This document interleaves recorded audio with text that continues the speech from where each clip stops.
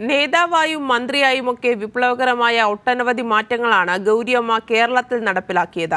ഗൗരിയമ്മയുടെ 3ാം ചരമവാർഷിക ദിനത്തിന്റെ ഭാഗമായുള്ള അനുസ്മരണം CPIMന്റെ നേതൃത്വത്തിൽ രാവിലെ 8-ന് വലിയ ചുടുകാട്ടിൽ നടക്കും.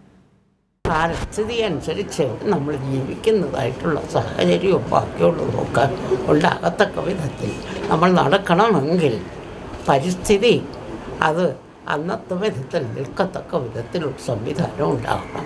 ഗൗരിയമ്മ എന്ന വിപ്ലവ നായികയുടെ വേർപാടിന് ഇന്ന് 3 വർഷം.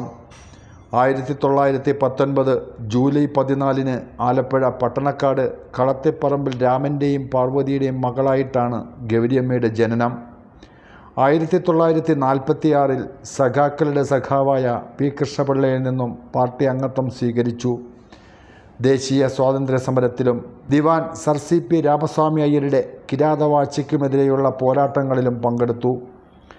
നിരവധി സമരവേദികളിലും തടവറകളിലും കൊടിയ പീഡനങ്ങൾക്കാണ് ഗൗരിയമ്മ വിധേയായത്. 1957-ൽ EMS മന്ത്രിസഭയിൽ റവന്യൂ മന്ത്രിയായ ഗൗരിയമ്മ കാർഷിക ബന്ധ നിയമം അവതരിപ്പിച്ചു.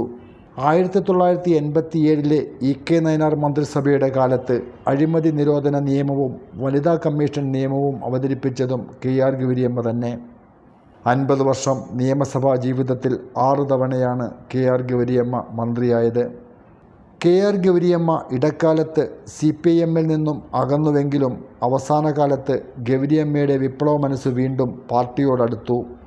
എന്നാൽ CPIMലേക്ക് തിരികെ എത്തണമെന്ന ആഗ്രഹം സഫലമാകാതെ 2021 മെയ് 11-ന് ഗൗരിയമ്മ അന്തരിച്ചു. ഗൗരിയമ്മ എന്ന ഇതിഹാസം വിട പറഞ്ഞ് 3 വർഷം പിന്നിടുമ്പോഴും അവരുടെ ഓർമ്മകൾ രാഷ്ട്രീയ കേരളത്തിന് മറക്കാൻ കഴിയാത്തതാണ്. ഷാജഹാൻ, കൈരളി ന്യൂസ്, ആലപ്പുഴ.